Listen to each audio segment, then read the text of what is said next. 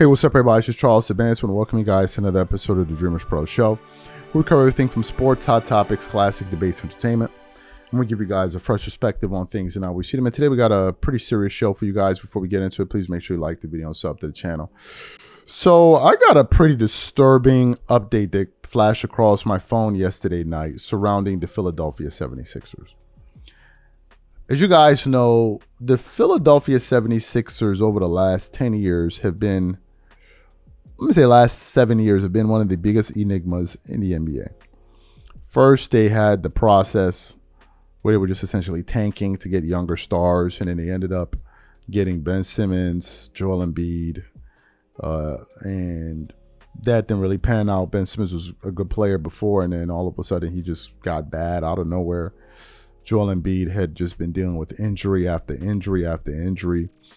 If you look at his playing, if you look at Joel Embiid's history in terms of his availability throughout the course of his career, his first season he played 31 games. Next two seasons he played 63 and 64 respectively. Then he played 51 games for two consecutive seasons after that. Then he played 68, 66. Then he played 39, and this year he's played 19 games. All right, 19 games. So Joel Embiid has been a serious disappointment. The last time he played 66 games, he was able to win the MVP. Then you had a litany of strange comments from Joel Embiid, talking about he'll never play back-to-backs, and he had the incident with the reporter and all of that. So you had that situation there. And then in the offseason, the Philadelphia 76ers decided that they wanted to take a chance on one of the most unreliable players in the entire NBA, and Paul George.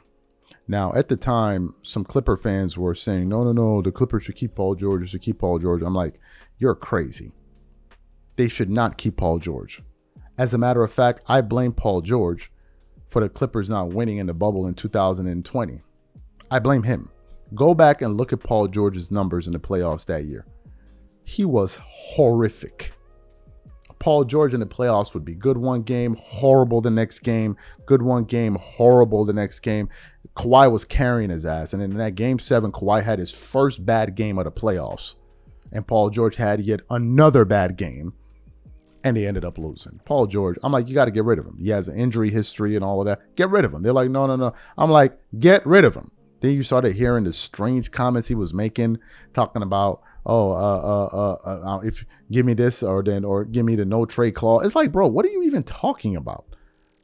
So the Philadelphia 76ers ended up signing this guy for a supermax contract, I believe worth $200 million or something like that. And I'm like, y'all gonna feel the pain.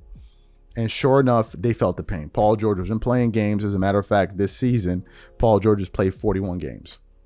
At one point, I was even hearing Paul George had more episodes of his podcast than games played. So it was just a disaster. And then I came across this article.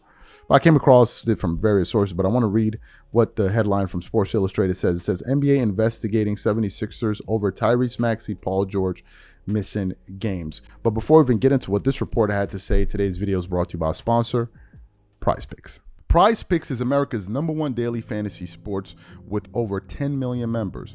Prize Picks makes it easy to get real money action on the sports and players you love. You pick more or less on at least 2 for a shot to win up to 100 times your cash. For example, this week on Prize Picks, I'm looking at the upcoming NBA schedule and selecting Stephen Curry for more than 29 points and Kevin Durant for more than 27 points and Anthony Davis for more than 12 rebounds and Luka Doncic for more than 8 assists. If you're like me and you like to play it safe, you'll love Prize Picks' new feature, Flex Plays. It's the safest way to play. You can still cash out even if your lineup isn't perfect. Plus, you can double your money even if one of your picks doesn't hit. On top of this, Prize Picks puts their members first, so all withdrawals are fast, safe, and secure. When my picks hit, I can get my money as quick as in 15 minutes. So download the Prize Picks app today and use code CLNS to get $50 instantly when you play $5. That's code CLNS on Prize Picks to get $50 instantly when you play $5. You don't even need to win to receive the $50 bonus. It's guaranteed. And remember, whenever you support this sponsor, you're supporting this channel. Thank you. So let's get into what this article says. It says the Philadelphia 76ers have endured a brutal season so far and entered Friday with the 5th worst record in the entire NBA. A huge disappointment after bringing in Paul George to team up with Joel Embiid and Tyrese Maxey this offseason. But relief in the form of the end of the year is almost here. Philadelphia needs only to finish off the final month before getting a fresh start in the form of the NBA draft and free agency. The team will keep its first-round pick if it lands in the top 6 selections. In the meantime, there are games to be played, and the Sixers have to fight through the significant pieces absent from the court. Embiid hasn't appeared since February, while neither George nor Maxey have been seen on the court since March 4th. This later development has reportedly raised the eyebrow of the NBA, who have launched an investigation into the franchise to see if the Sixers are in violation of the player participation policy. Speaking on the Pat McAfee show about the Utah Jazz getting fined $100,000 for violating this policy, ESPN Shams said the league has Philadelphia in its sights as well as a possible offender. The NBA is looking at a couple of other teams. Sharnia said when asked what the league could do to combat over tanking down the home stretch of the season. I'm told the Philadelphia 76ers are another team the NBA started an investigation on and looked into. Just based on Tyrese Maxey has missed time, Paul George has missed time, they've looked into Philadelphia a little bit. They're also in a position, they've got a top six protected pick that could go to Oklahoma City if they don't keep it. This is something the NBA is definitely keeping an eye on, and the article then goes on to say a few other things there. You guys can go read the rest of it if you choose to do so. To add insult to injury, I'm also hearing that the Philadelphia 76ers are looking to trade Paul George in the offseason. It's a total mess in Philly. An absolute mess. Let's talk about Paul George for a second because I'm quite familiar with Paul George. Paul George is not serious. Not only is Paul George not serious, he is extremely tone deaf. And Paul George's behavior, and y'all know I'm not a LeBron James fan, but I just got to give LeBron some credit here. Paul George's behavior shows exactly one of the reasons why LeBron is where he is and viewed the way he is, and why Paul George is where he is and viewed the way he is. LeBron James was doing a podcast, okay, with now head coach JJ Redick.